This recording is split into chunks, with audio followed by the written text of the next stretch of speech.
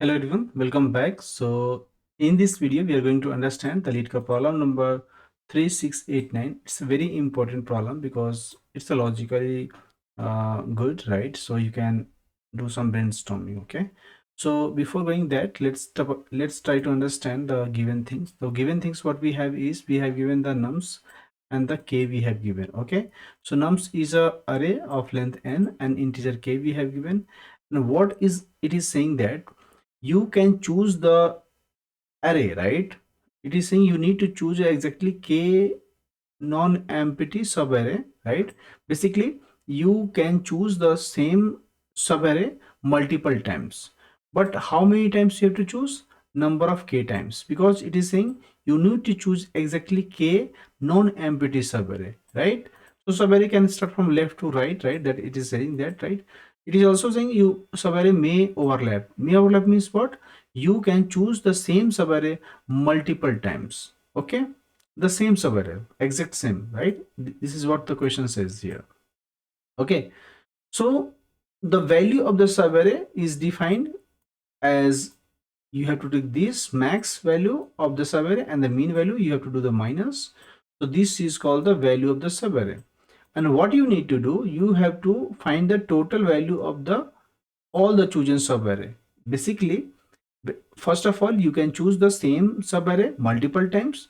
Then the value of the value of any subarray is you have to take is the max of that subarray minus the mean of that subarray, okay? So no subarray can have the value larger than the global max and the global mean, we can say, right? Global max minus global mean, we can say that, like, okay? So the subarray spanning from the global mean element to the global maximum element for the whole array, right? It achieves exactly, this is the global max minus global mean, you can say that, right? Therefore the maximum value we can obtain from a single chosen subarray. So you can take the max value of the given subarray and the mean value of the student. So basically you can take the what is the max value of this and what is the mean value of this, right? So let's suppose we choose the very first subarray from 0 to 1, means 1 and 3 we are talking about, right? So we'll take 1 and 3. So in this case, what is maximum? Maximum is 3. What is minimum? Is 1. You do the minus, you will get 2.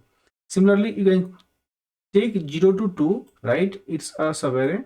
And what is the mean? What is the max? You will do 3 is the max and 1 is the minimum. So you just do minus, you will get 2 again.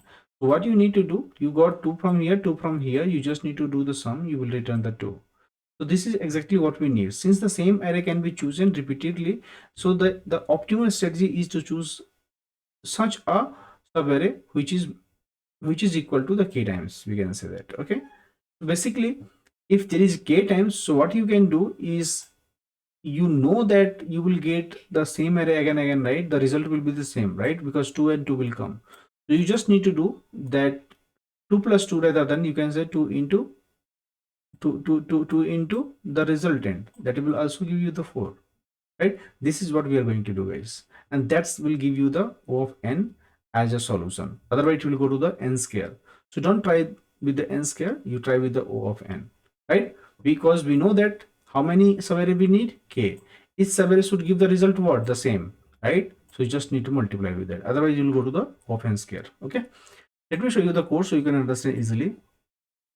As you can see here, right, we can take two variables, mean and max, right? And the max will start from the mean value and the mean will start from the max value, correct? This is what we used to do to find the global mean and global max, right? So let's suppose this is your global max and this is your global mean. So global max means we will start from the minimum value, means the positive infinity, and the minimum will start from the max value, means positive infinity value, okay? Like that we can say that, okay? Let's go with the scan. So you will scan the array and you will each time you will get the x as a value. Basically you want to track the global max.